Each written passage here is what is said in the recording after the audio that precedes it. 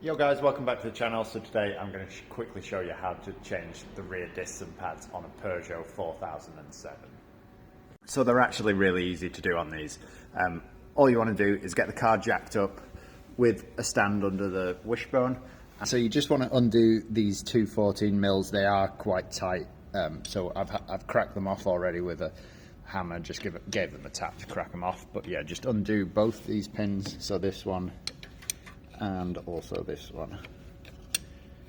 So once you've wound those bolts off, you should be able to just pull the pins out like that, and then the whole caliper should just pull away, and then your pad in the back should just pull out like that. And then we need to take this disc off, so that is just a case of tapping it from behind until it falls off, like that. So this is the reason that you need to make sure your handbrake's off. It is because there's actually drums inside this disc, so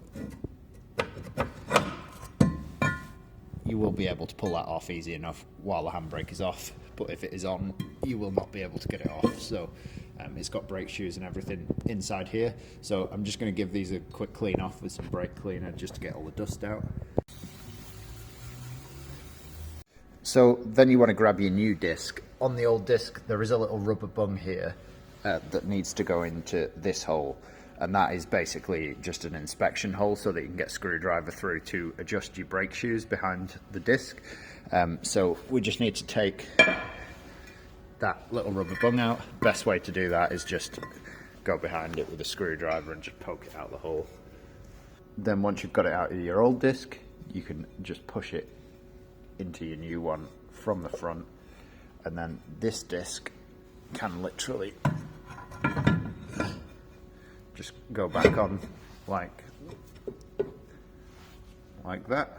So now that the disc is sat on, you can grab your new pad. If you want to, you can put a little bit of copper grease on the running edges. I tend not to when it's a car like this that's not cleaned very often, just because it traps all the dirt. But if you keep your car clean and stuff, I'd definitely recommend putting like a little bit of copper grease just around the sliding edges. But then that just wants to pop in the back like that.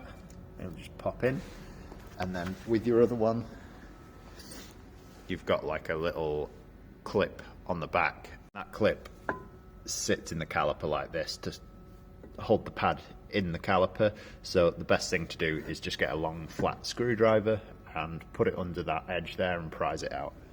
So I need both hands to do this, but that is basically what you want to do with the screwdriver, and prise downwards, and it should pop the pad out for you. So your new one will just slide in like that, and there's two little pins on the back, and they'll slide into a little hole in the caliper. So you just need to make sure they sit all the way in, so there's not a gap like this one has.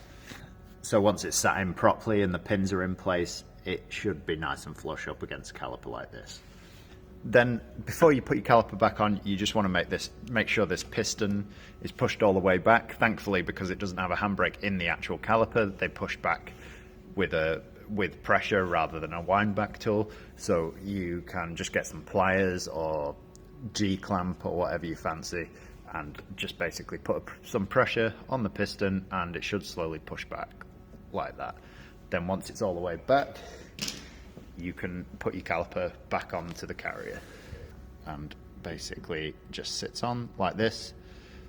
So once that's on there, we'll grab these original pins and just clean them off with some brake cleaner and a rag, and we've got some grease that's come with the pads to put these back in.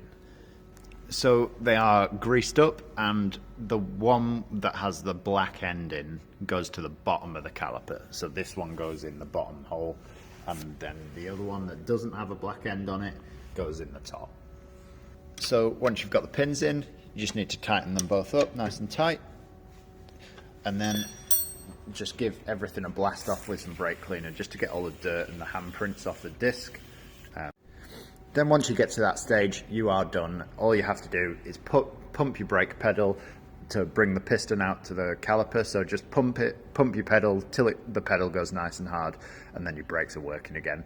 I'm going to get the wheel back on this car, and this car is all done.